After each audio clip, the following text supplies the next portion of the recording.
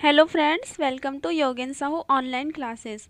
Last video में हमने वर्णमाला चैप्टर कवर किया था। ये सारे टॉपिक हमने किए थे, है ना। अब इससे संबंधित वर्णमाला से संबंधित कुछ क्वेश्चंस हम सॉल्व करेंगे जो प्रीवियस एग्ज़ाम में पूछे गए हैं। ठीक है, तो आइए देखते हैं, क्वेश्चंस देखते हैं। क्वेश्चन सॉल्व करने से पहले आपको एक बात बताना चाहूँगी कि अगर आपने जो प्रीवियस जो वीडियोस हैं उस पर रिवाइज नहीं किया होगा या उन्हें नहीं देखा होगा तो ये क्वेश्चंस आपको टिपिकल लगेंगे। ठीक है, आप देखिए, पढ़िए, उसे याद करिए, फिर ये क्वेश्चंस बनाइए तो आपके लिए ज़्यादा बेनिफिशियल होगा। ठीक है, तो चलिए स्टार्ट करते हैं। फर्स्ट क्वेश्चन है, बाह्य प्रयत्न के आधार पर वर्णों के मुख्यतः कितने भेद हैं? तो बाह्य प्रयत्न के आधार पर वर्ण के मुख्यतः 2 भेद हैं।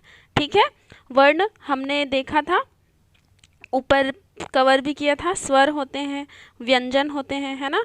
कुल 52 वर्ण होते हैं हिंदी में। ठीक है, तो बाह्य प्रयत्नों के आधार पर अगर पूछे तो वर्ण के 2 भेद होते हैं। ठीक, नेक्स्ट क्वेश्चन है, निम्नलिखित में से कौन सा संयुक्त वर्ण नहीं है?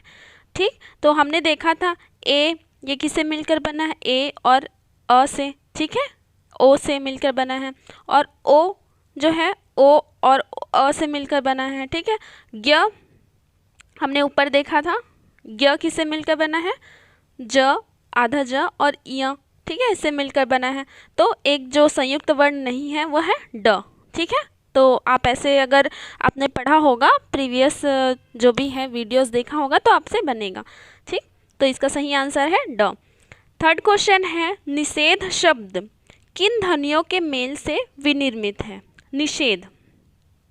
ठीक है, तो निषेध है तो इन वर्ड को आप देखिए, न, ई, तो ये न में बड़ी ई की मात्रा ये लग रहे हैं, तो निषेध तो ऐसा वर्ड नहीं लिखते, तो ये कैंसल होगा। ठीक है, फिर नीचे देखिए सेकंड, नी, च, ए, ध, तो यह भी सही फॉर्म नहीं है। सी वाला देखिए, आधा न में छोटी ई की मात्रा ई, ये जो ई लिखा है उसे मात्रा लगाते हैं, फिर आधा श और ए, फिर ध, अ। ठीक है, लास्ट में अगर हम कुछ व्यंजन लिखते हैं उसके साथ अ ध्वनि निकलता ही है।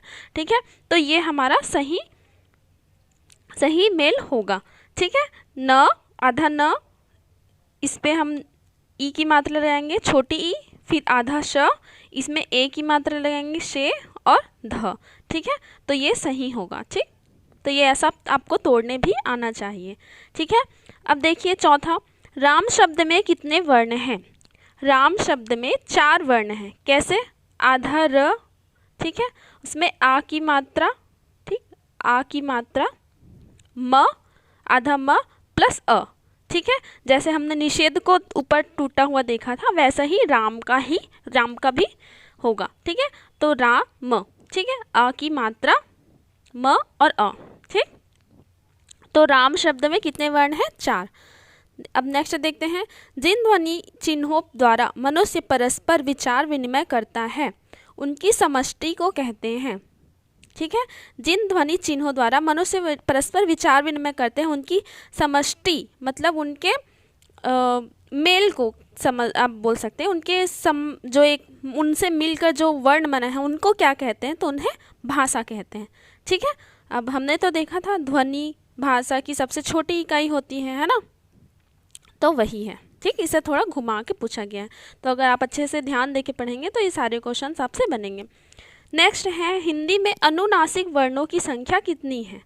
अनुनासिक वर्ण आपने देखा होगा कि प्रत्येक वर्ण का जो हमने पढ़ा था एक स्पर्श व्यंजन, है ना। स्पर्श व्यंजन जो क वर्ग, च वर्ग, त वर्ग, द वर्ग, है ना, सॉरी, क, च, ट, ये वर्ग जो 5 हमने पढ़ा था, 5 × 5 करके देखा था ऊपर। ठीक है, उसका जो 5वां अक्षर होता है ना, जैसे क, ख, ग, घ, अंग, ट, ठ, ड, ढ, इय, च, छ, ज, झ, अंग।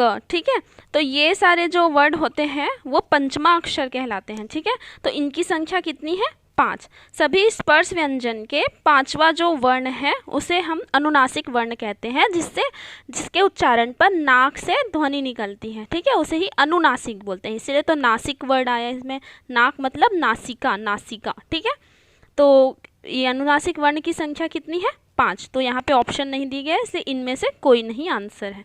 ठीक है, नेक्स्ट देखते हैं। स्वर वह ध्वनि है जिसके उच्चारण में, ठीक, स्वर के उच्चारण में हमने ऊपर पढ़ा था कि हवा अबाध गति से मुख विवर से निकल जाती है। ठीक है, तो जिसमें कोई अवरोध उत्पन्न नहीं होता है ना, मुख से हवा आसानी से पास आउट होती है ना, तो उससे ही स्वर कहते हैं। ठीक है, तो अब हवा अबाध गति से मुख विवर से निकल जाती है, वह स्वर ध्वनि कहलाती है। ठीक है, अब आगे देखते हैं। निम्नलिखित अर्ध स्वर है, निम्नलिखित में अर्ध स्वर है, कौन सा है? हमने देखा था अर्ध स्वर कौन से कहलाते हैं? यर लव, ठीक है, यर लव, इसे अंतःस्थ व्यंजन भी कहते हैं। ठीक है, क्योंकि आधा स्वर और आधा व्यंजन होता है, उसके साथ ही ह भी शामिल है। ठीक, तो ये वर्ग है य र ल व, उसके साथ ह भी शामिल है। ठीक, तो यहाँ भी देखिए य और व दिए हैं। ठीक है, तो इसमें कंफ्यूज नहीं होना, इसमें ह शामिल है। ठीक, तो अर्ध स्वर य र ल व, उसके साथ ह है। ठीक, मौखिक स्वर कौन से हैं? नेक्स्ट है मौखिक स्वर हैं।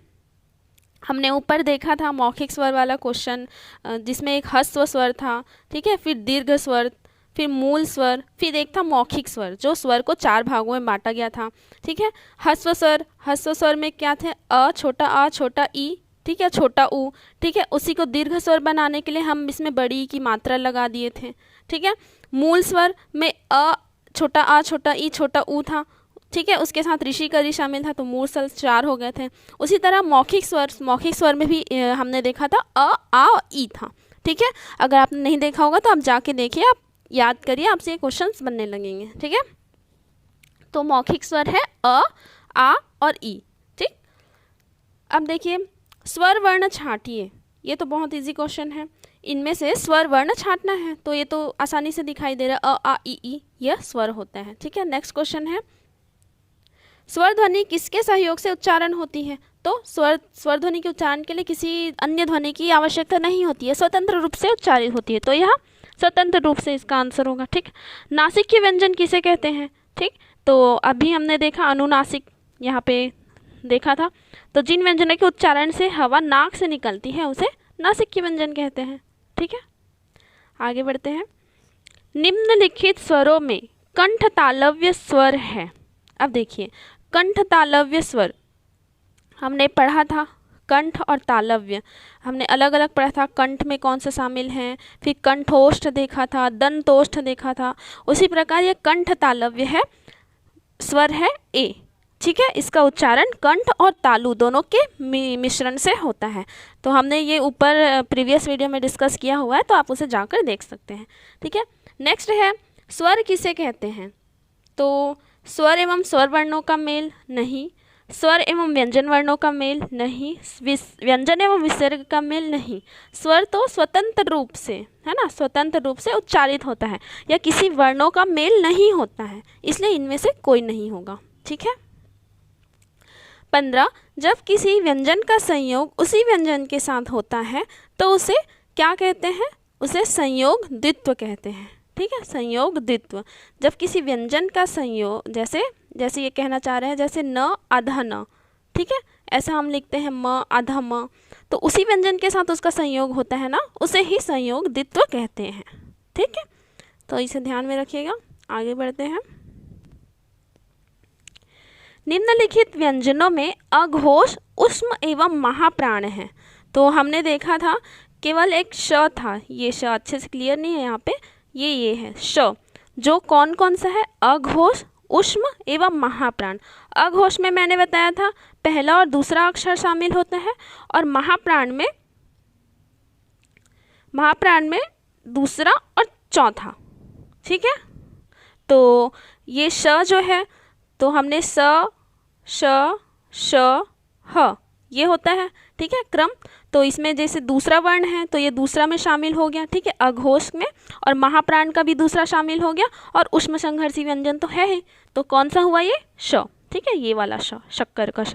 ठीक, निम्नलिखित में से लघु स्वर कौन सा है? लघु स्वर, इसे ऋषि के दी, ठीक है, ऋषि के दी को हम लघु स्वर कहते हैं। इसे लघु स्वर या फिर ये मूल स्वर में भी शामिल है। ठीक है, क्या है? ऋषि का री, इसे आप ध्यान रखिएगा। ठीक है, इसे लघु स्वर कहते हैं। विसर्ग किस वर्ग के संबंधित है? किस वर्ग से संबंधित है? तो विसर्ग जैसे अम बोलते हैं, अम, आहा, है ना, सही, अम नहीं, आहा। तो ये हम जो जो हकार की ध्वनि निकल रही है वो हमारे कहाँ से निकल रही है? कंठ से निकल रही है। तो विसर्ग वर्ग कहाँ से संबंधित है? कंठ से। ठीक है, नेक्स्ट देखते हैं, हिंदी में मूल स्वरों की संख्या कितनी है? तो हमने देखा था मूल स्वरों की संख्या कितनी है? 4, जो मैंने अभी कुछ देर पहले बताया था। ठीक है,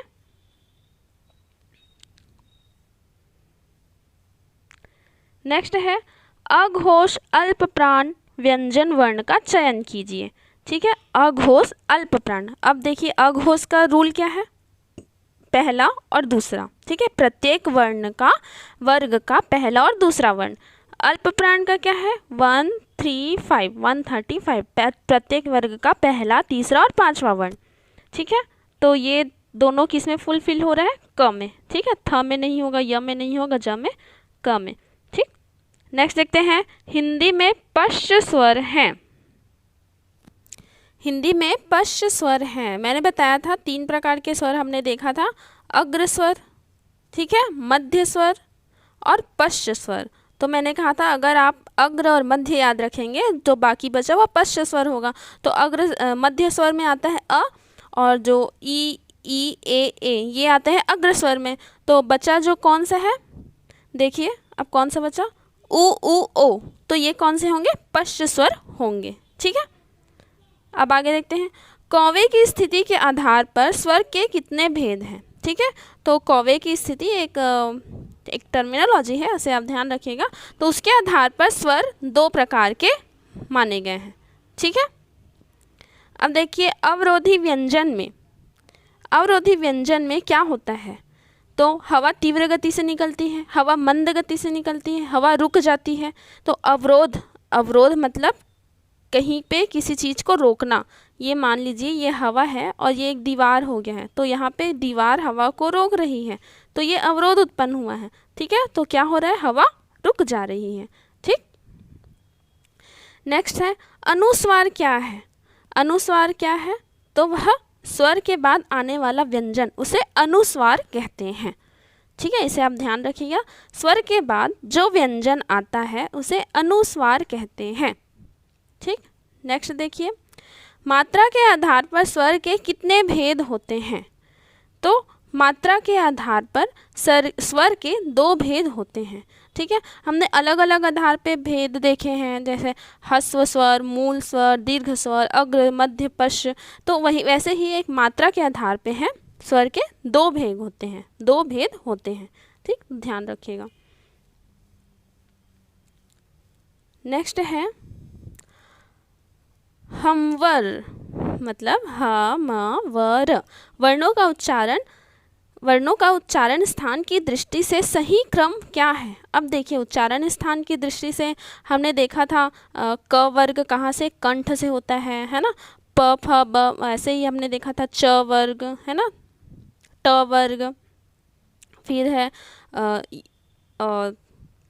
यरलव वाला जो अंतस्थ था। उसी प्रकार ये पूछा गया ह म वर।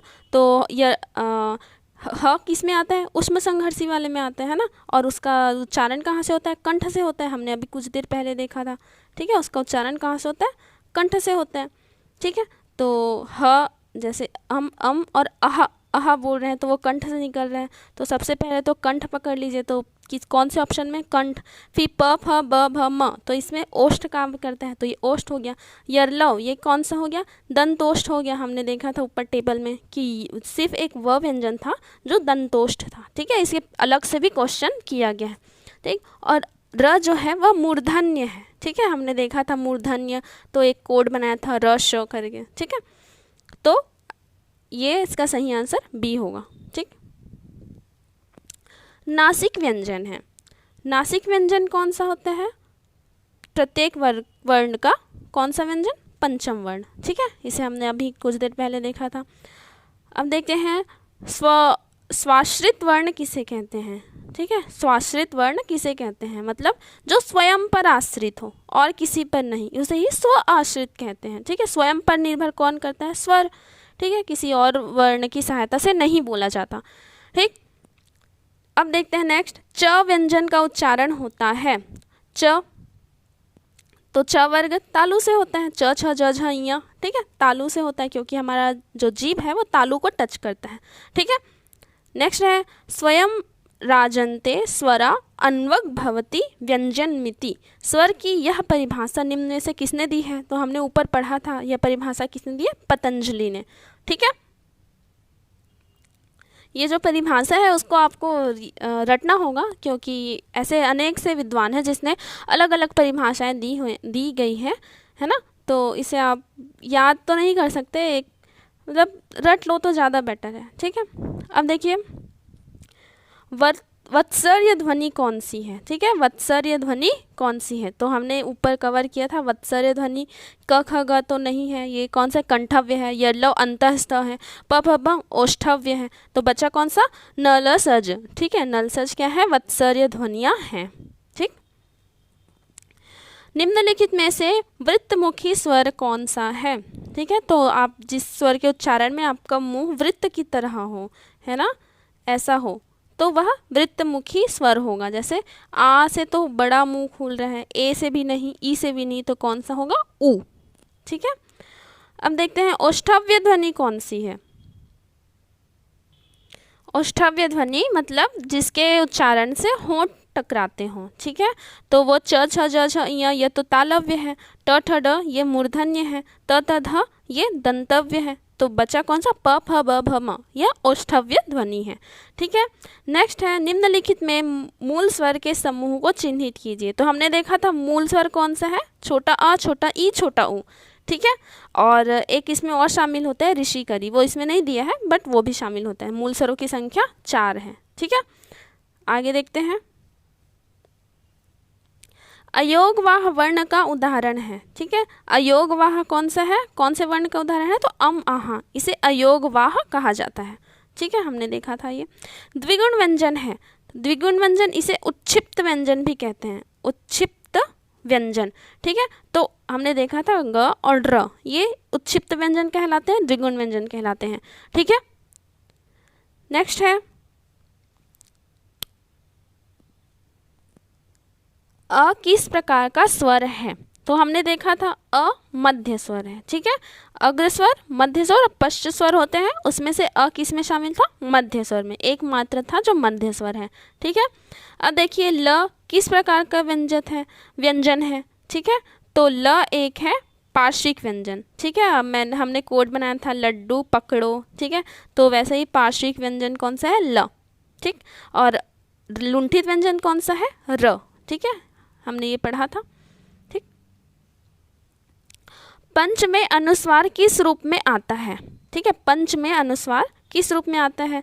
तो हमने देखा था जो ऐसे कुछ वर्ड होते हैं, उसका जो लास्ट वाला वर्ड होगा उसी के 5वां अक्षर उसका अनुस्वार बनता है। ठीक है, तो च छ ज झ ञ, च का 5वां अक्षर है ञ। ठीक है, तो उसका अनुस्वार क्या होगा? ञ। ठीक है,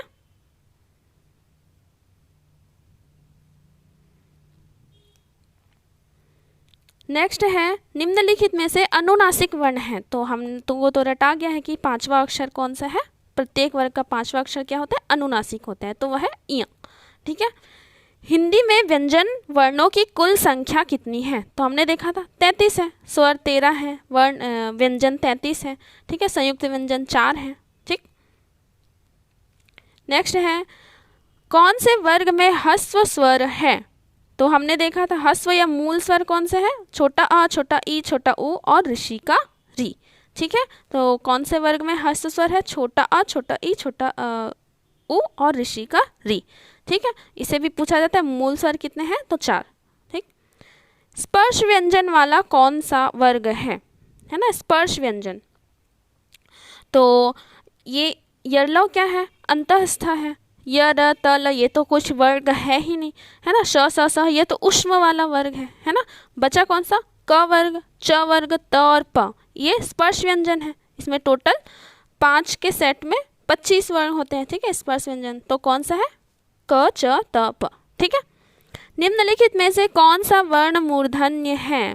मूर्धन्य, तो मूर्धन्य कौन से? ट वर्ग का होता है, ठीक है। तो अब ट के आगे का जो भी है ट ठ ड ढ अण, ठीक है। तो ट के बाद कौन सा आया इसमें? घ तो नहीं है, ज भी नहीं है, ढ आया, ठीक है। ट ठ ड ढ अण, ठीक है। तो मूर्धन्य व्यंजन है ये, ठीक। नेक्स्ट है महाप्राण व्यंजन होता है प्रत्येक वर्ग का। तो हमने महाप्राण का कोड बनाया था, अल्प प्राण का है 135 और जो बचा 2 और 4 ये कौन सा हुआ? महाप्राण, ठीक है। तो दूसरा और चौथा, ठीक। किस स्वर शब्द में अनुस्वार के स्थान पर ण लिखा जा सकता है? ठीक है, तो इसे हम कैसे डिफाइन करेंगे कि किस अक्षर के जो अंतिम जो 5वां वर्ण वो ण होगा, ठीक। तो देखिए, तो यहाँ देखिए स्टार्टिंग से देखते हैं ए ऑप्शन, ठीक है। इसमें क्या है? त थ द ध न, ठीक है। त थ द ध न ये हमने देखा था, ठीक। अब ये देखिए ज, तो ये कौन से वर्ग में आता है? च छ ज झ य, ठीक है, उसमें ण नहीं आ रहा है।